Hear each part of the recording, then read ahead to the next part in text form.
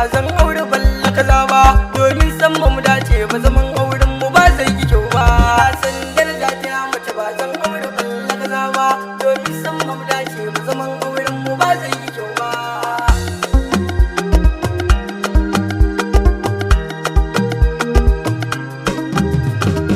Ki gyara halinki domin babu wanda zai so ki. Balla kaza domin ita tsafta ga masoyi yana kare maki. Balla kaza ga wadda nake so in kika matsa mun za ta dake ki. Balla kaza bar wajen nan dan ni na ce ba na rayin.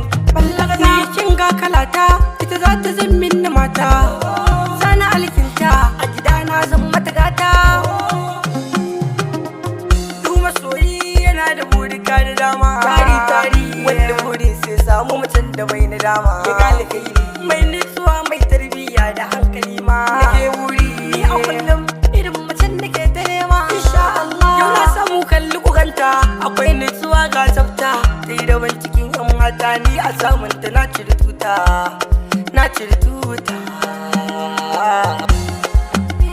Ita ko ku kalle ta ba ta jin maganar iyayenta. Allah ya shirya komai idan za ta yi sai ta yi gaban kanta. Allah ya shirya mata da kamun kai daji gare ta.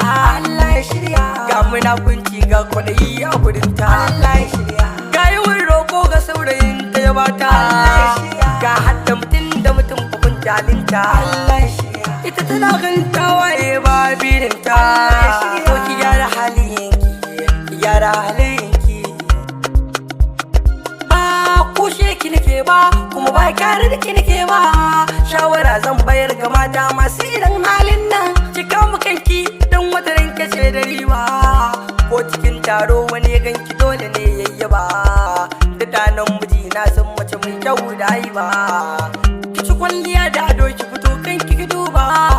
Ko ina da ina ke za a kalla na baki amsa ki tambaya.